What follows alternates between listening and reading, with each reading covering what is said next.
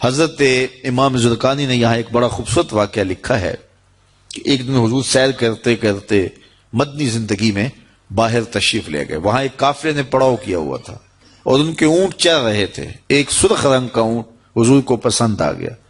قافلے والوں سے پوچھا اس اونٹ کو بیچتے ہو؟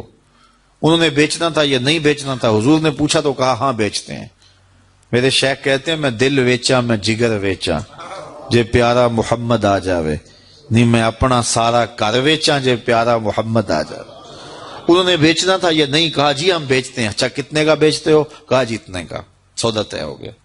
حضور نے فرمایا کہ میں کوئی تاجرانہ غرض سے تو آیا نہیں تھا کہ میں قیمت ساتھ لے کے آتا. میں تو سیر کرتا ادھر آ نکلا اور تمہارا اونٹ مجھے پسند آ گیا اور میں نے اس کا سودا کر لیا. ایسا کرو کہ اونٹ مجھے دے دو اور میں شہر جا کر کے اپنی اس کی اونٹ کی قیمت تمہیں بھیج دیتا ہوں. انہوں نے کہا میں منظور ہے. حضور نے اونٹ پکڑا اور چل دیے.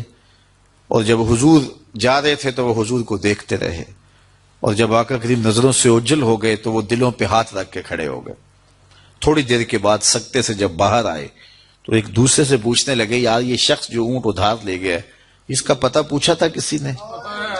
جب کسی کو نقد سودا دیا جائے تو اس کا عطا پتہ پوچھنے کی ضرورت نہیں ہوتی. اور جب کسی کو ادھار دیں تو یا آپ اسے جانتے ہو یا درمیان میں کوئی ضامن ہو یا کوئی چیز گروی رکھی جائے.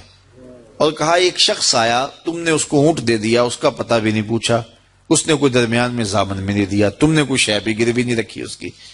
تو یار تم سب کی عقل پہ پردہ آ گیا, اس کا پتہ تو پوچھ لیتے, قیمتی اونٹ لے گیا. ایک بولا یار جب وہ باتیں کرتا تھا منہ سے پھول جھڑتے تھے. اذا تکلم رؤیا کالنور یخرج من بین ثنایا ہو. کہا میں تو اس منظر کو دیکھتا رہ گیا. دوسرا کہنے لگا یار جب وہ جو ہے وہ مسکراتا تھا سامنے والے پہاڑوں پہ عکس پڑتا تھا. اذا ضحک یتلالع فی الجدر. تیسرا بولا یار میں تو اس کی آنکھیں دیکھتا رہ گیا. کیا خوب سجن دیاں اکھیاں نے, کیا خوب سجن دیاں اکھیاں نے جویں پر کے سرائیاں رکھیاں نے. تو اجے میرا یار نہیں ڈٹھا جنوں ویکھ کے چن شرماوے. ادھی راتی دن چڑھ جاوے جیو رخ تو نقاب اٹھاوے. تے جیو نکلے سیر کرن نو سارا گلشن سیس نواوے. اتے دھرتی لف لف جاوے جے ہاتھ پھلاں وچ رکھدا ہاتھ پھلاں تو ود جاوے. نین نشیلے مست رسیلے وچ سونا کجل سہاوے.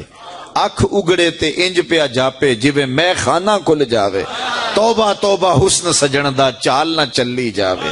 بجلی ڈردی لشک نہ مارے متا بے ادبی ہو جاوے. تے جے او کھولے پیچ زلف دے اتے راہی راہ پل جاوے. توبہ توبہ حسن سجن دا چال نہ چلی جاوے. علم خدا نے اینا دتا عقلاں وچ نہ آوے. عقل خدا نے اینی دتی علماں وچ نہ آوے. کی اعجاز نظر وچ او دی جو آوے وک جاوے. خلق او دے نے مولئی دنیا کوئی ودلائی جان بچاوے. آزم ایڈا سونا ماہی سانو کدرے نظر نہ آوے. انہوں نے کہا جو بھی ہوا تم اس کے حسن میں کھو گئے اور وہ قیمتی اونٹ اپنے حسن کا جادو جگا کے تم سے ہتھیا کے لے گیا. امام زرقانی لکھتے ہیں جب انہوں نے یہ کہا نا کہ قیمتی اونٹ ہتھیا کے لے گیا تو اب تک خاموش بیٹھی خیمے کے پردے کی اوٹ میں بیٹھی قافلے کے سردار کی بیوی نے خیمے کا پردہ سرکایا اور ان سے مخاطب ہو کے بولی انا ضامنۃ لسامان جمالکم لا یغدر بکم. خبردار اس کے خلاف کوئی بات کی تو اگر وہ قیمت نہ دینے آیا تو مجھ سے لے لینا, میں اس کی ضامنہ ہوں. انہوں نے کہا اچھا تو اسے جانتی ہے؟ کہا واللہ میں بھی نہیں جانتی. تو کہا پھر ضمانت کیسے دے رہی ہے؟ کہا جب تم سودا کر رہے تھے خیمے کی اوٹ سے میں نے اس کا چہرہ دیکھا تھا اور جس کا چہرہ اتنا سونا ہو وہ جھوٹ بول ہی نہیں سکتا ہے. تھوڑی دیر گزری تو حضور کے غلام آ گئے کہ کون ہیں لوگ جن سے ہمارے آقا نے اونٹ خریدا تھا؟ انہوں نے کہا جی ہم لوگ ہیں. کہا یہ حضور نے کھجوریں تمہاری ضیافت کے لیے بھیجی ہیں اور یہ تمہاری قیمت ہے. انہوں نے کہا قیمت بعد میں دینا, ہم تو خود بک گئے ہیں, ہمیں پہلے بتاؤ وہ پیارا رہتا کہاں ہے. تو کہا یہ نخلستان مدینہ جو سامنے دکھائی دیتا یہی ڈیرے ہیں اس محبوب کے. تو امام زرقانی لکھتے ہیں سارا قبیلہ, اس قبیلے کا نام تھا وفد طارق, وہ سارے کا سارا وفد طارق اٹھا اور مدینہ المنورہ پہنچا اور حضور کے قدموں میں جا کے بیٹھ گیا. تیری تک کے ادامہ میں مرید ہو گئے. تو چہرہ اتنا خوبصورت تھا، اللہ اکبر، دیکھنے والے کہا کرتے ہیں اللہ اللہ، یاد آتا ہے خدا دیکھ کے صورت تیری۔ تو کسی سے اگر پیار اس لیے کیا جاتا ہے کہ وہ سونا بڑا ہے، تو پھر آؤ نا اس سے پیار کیجئے جو اتنا سونا ہے کہ پیر مہر علی بول کے کہنے لگے، مکھ چند بدر شاہ شانی ہے، متھے چمک دی لاٹ نورانی، کالی زلف تے اکھ مستانی ہے، مخمور مد بھریاں۔ اعلیٰ حضرت بریلی سے بول رہے ہیں، ذرا لہجہ دیکھیے کتنا خوبصورت ہے۔ بلبل نے گل ان کو کہا، بلبل کی منتہائی پرواز تو یہ ہے کسی کو پھول کہتے، وہ پھول سے آگے تو سوچ نہیں سکتی، لیکن اس نے بھی پھول کہہ دیا۔ بلبل نے گل ان کو کہا، کمری نے سروے جاں فضا، حیرت نے جھنجھلا کے کہا یہ بھی نہیں وہ بھی نہیں، خورشید تھا کس زور پر کیا بھڑ کے چمکا تھا کمر، بے پردہ جب وہ رخ ہوا یہ بھی نہیں وہ بھی نہیں۔ وہ حسن دیا اللہ نے اپنے محبوب کو۔ تو کسی سے اگر اس لیے پیار کیا جائے کہ وہ سونا بڑا ہے، تو مجھے بتاؤ کہ حضور جیسا سونا زمانے میں کوئی ہو سکتا ہے؟ اللہ اکبر، سارے حسن حضور کے قدموں سے پھوٹتے ہیں۔ اور مجھے اتنا اچھا لگتا ہے یہ شعر اعظم چشتی مرحوم کا کہ اس نے پتہ نہیں کہاں بیٹھ کے یہ شعر لکھ دیا کہ سمجھا نہیں ہنوز میرا عشق بے ثبات، سمجھا نہیں ہنوز میرا عشق بے ثبات، تو کائنات حسن ہے یا حسن کائنات، تو کائنات حسن ہے یا حسن کائنات۔ تو اگر کسی سے اس لیے پیار کیا جاتا ہے کہ وہ خوبصورت بہت ہے، تو پھر بتاؤ حضور کے حسن، یاد حضور کے چہرے کا جمال اور رنگ اور شان تو پھر حضور کا چہرہ ہے نا۔ حضرت میمونہ بنت کردم رضی اللہ تعالیٰ عنہ فرماتی ہیں کہ مجھے حضور کی زیارت کا شوق ہوا تو میں اپنے والد گرامی کے ساتھ حضور کی زیارت کے لیے حجۃ الوداع کے موقع پہ میں حج کے لیے گئی، اور حضور سواری پہ بیٹھے تھے اور میں اپنے والد گرامی کے ساتھ حضور کی قربت حاصل کرنے کے لیے اور حضور کی زیارت کے لیے پہنچی۔ حضور کے چمکتے چہرے پر نظر جم نہ سکتی تھی اور میرے میں ہمت نہ ہوئی کہ میں حضور کے چہرے کو دیکھ سکوں۔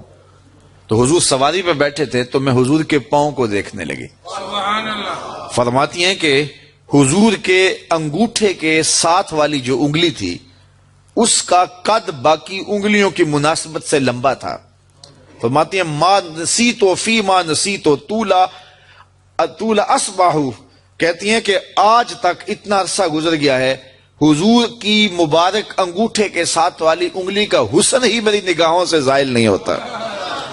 یار جس کی انگلی اور جس کے پاؤں کا حسن اتنا ہے، اس کے چہرے کی جمال کی کیفیت کیا ہوگی؟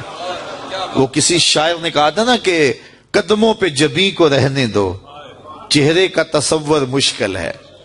قدموں پہ جبیں کو رہنے دو، چہرے کا تصور مشکل ہے، جب چاند سے روشن ایڑی ہے رخسار کا عالم کیا ہوگا؟ جب چاند سے روشن ایڑی ہے رخسار کا عالم کیا ہوگا؟ تو حضور علیہ السلام کے حسن اور حضور کے جمال کی وجہ سے اگر پیار کیا جائے تو پھر مجھے بتاؤ کہ حضور علیہ السلام سے بڑھ کر کائنات میں حسین کون ہو سکتا ہے، خوبصورت کون ہو سکتا ہے؟ تو اس لیے ہماری محبتیں اور ہماری عقیدتیں حضور کی بارگاہ میں دست بستہ حاضر ہوں۔ اب کسی سے اگر پیار کر لیا جائے تو اس پیار کے تقاضے کیا ہیں؟ بندہ جس سے پیار کرتا ہے اس کا کثرت سے ذکر کرتا ہے، اور یہ محفل میلاد اس عقیدت کا روپ ہے، محبت کے اس تقاضے کی تکمیل ہے۔ بندہ جس سے پیار کرتا ہے اس کا کثرت کے ساتھ ذکر کرتا ہے، اس کا جی چاہتا ہے کہ اس کا تذکرہ چھڑا رہے، اس کی باتیں ہوتی رہیں۔ رومی علیہ رحمہ جنہیں اقبال نے اپنا مرشد مانا ہے، ان کا کمال یہ ہے کہ وہ تمثیل سے بات سمجھانے کی عادت رکھتے ہیں۔ وہ اس نقطے کو بڑی خوبصورتی سے سمجھاتے ہیں کہ کسی نے مجنو کو دیکھا کہ ریت کے اوپر لیلا لیلا لکھ رہا ہے، تو اس نے رک کے پوچھا یہ کیا کر رہے ہو؟ تو گفت مشق نام لیلا می کنم خاطر خود را تسلی می دہم، اس نے کہا اپنے محبوب کا نام لکھ لکھ کے دکھی دل کو قرار دے رہا ہوں۔